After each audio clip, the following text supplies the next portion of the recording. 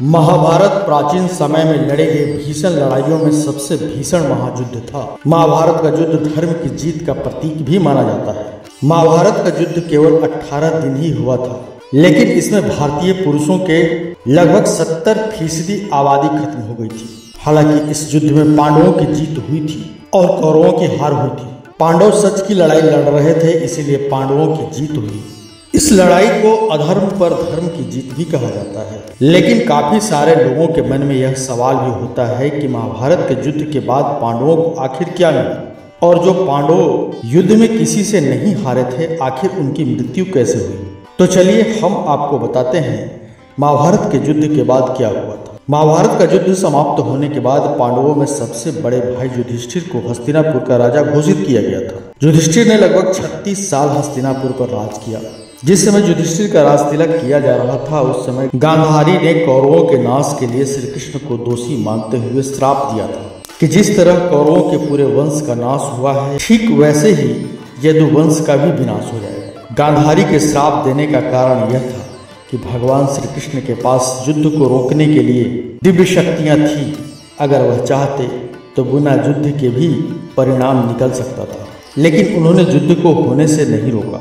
गांधारी के श्राप देने के बाद श्री कृष्ण जी वहां से चले गए। कुछ समय बाद गांधारी के दिए श्राप का असर दिखाई देने लगा। श्राप की वजह से श्री कृष्ण की द्वारका के हालात दिन ब दिन बिगड़ते चले गए। हालात बिगड़ते देख श्री कृष्ण सारे जादव कुल को लेकर प्रभास नदी पर चले गए, लेकिन वहां भी हिंसा से पीछा नहीं छूटा। देखते ही देखते पूरा जादव कुल एक दूसरे के खून का प्यासा हो गया और पूरा यादव वंश आपस में लड़कर खत्म हो गया। यादवों की लड़ाई में केवल भगवान श्री कृष्ण, बलराम, दारुका और बभ्रू ही जीवित बचे थे। बलराम भी अपनी देह त्याग कर चले गए। उसके बाद भगवान श्री कृष्ण ने वन में ध्यान मग्न होने का निर्णय लिया और वह वन के लिए प्रस्थान कर गए थे। वन में पहुंचकर कृष्ण जी ध्यान में लीन हो गए। वन में एक जरा नाम का शिकारी हिरण का शिकार कर रहा था। शिकारी ने हिरण को मारने के लिए तीर चलाया, लेकिन वह तीर श्री कृष्ण को जा लगा। शिकारी ने जब तीर श्री कृष्ण जी के पैर में लगा हुआ देखा तो वह श्री कृष्ण जी से अपनी इस गलती के लिए माफी मांगने लगा। तो कृष्ण जी ने कहा कि इसमें तुम्हारी कोई गलती नहीं है। तीर लगने के बाद भगवान श्री कृष्ण ने शिकारी के सामने ही भगवान विष्णु का रूप धारण किया और अपना नश्वर शरीर शिकारी के सामने त्याग दिया। इसके बाद पांडवों को एक ऋषि ने सलाह दी कि अब आपके जीवन का उद्देश्य पूरा हो गया है, इसीलिए अब आप सभी को अपने अंतिम यात्रा के लिए हिमालय की ओर प्रस्थान करना चाहिए। ऋषि की बात सुनकर पांडवों ने अर्जुन के पौत्र परीक्षित को राजपाट सौंपकर अपनी अंतिम यात्रा के लिए हिमालय की ओर निकल गए। पांडवों ने द्रौपदी को कुत्ते को अपने साथ लिया और अपने अंतिम यात्रा के रूप में स्वर्ग की सीढ़ियां चढ़नी शुरू कर दी। स्वर्ग की सीढ़ियां चढ़ने के दौरान धीरे धीरे सभी पांडवों ने युधिष्ठिर का साथ छोड़ दिया। सबसे पहले पांडवों की पत्नी द्रौपदी ने साथ छोड़ा और सबसे अंत में भीम का निधन हुआ। पौराणिक कथाओं के अनुसार पांडवों में सिर्फ युधिष्ठिर ही कुत्ते के साथ हिमालय को पार कर स्वर्ग के दरवाजे तक पहुंचे थे। जैसे ही युधिष्ठिर स्वर्ग के दरवाजे पर पहुंचे तो उन्होंने देखा कि भगवान इंद्र उनका स्वागत करने के लिए वहां पर पहले से ही उपस्थित थे। इंद्र ने युधिष्ठिर से उनकी अंतिम यात्रा में शामिल होने का आग्रह किया। युधिष्ठिर ने इंद्र का आग्रह स्वीकार किया और आगे बढ़े।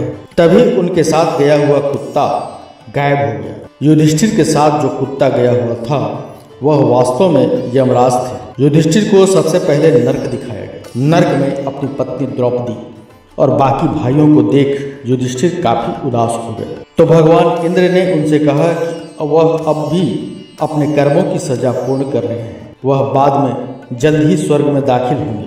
यह सुनकर युधिष्ठिर को सुकून मिला। अंतिम यात्रा में सबसे पहले द्रौपदी जी की मौत हुई थी, क्योंकि द्रौपदी अपने 5 पतियों की तुलना में अर्जुन को सबसे ज्यादा प्रेम करती थी, जो कि गलत था, क्योंकि द्रौपदी के 5 पति थे और उसे 5 पतियों को एक समान प्यार करता था। किसी को अधिक चाहना अन्य पतियों के साथ धोखा था, इसीलिए उन्हें नर्क में जगह मिली थी। सहदेव बहुत ही ज्यादा बुद्धिमान थे और उन्हें अपनी बुद्धि पर काफी घमंड था। इस घमंड की वजह से उनकी मृत्यु हुई थी और उन्हें भी नर्क में जाना पड़ा। इसके बाद मृत्यु नकुल की हुई, क्योंकि नकुल को अपने सुंदर चेहरे पर बहुत ज्यादा अभिमान हो गया था और यही अभिमान उसे नर्क तक ले आया था। इसके बाद अर्जुन की मृत्यु हुई थी। अर्जुन को इस बात का घमंड था कि वह इस दुनिया के सर्वश्रेष्ठ धनुर्धर हैं। अपने आप को सर्वश्रेष्ठ धनुर्धर मानने की वजह से अन्य धनुर्धारियों से अर्जुन जलते थे और उनका यही घमंड उन्हें नर्क ले गया था।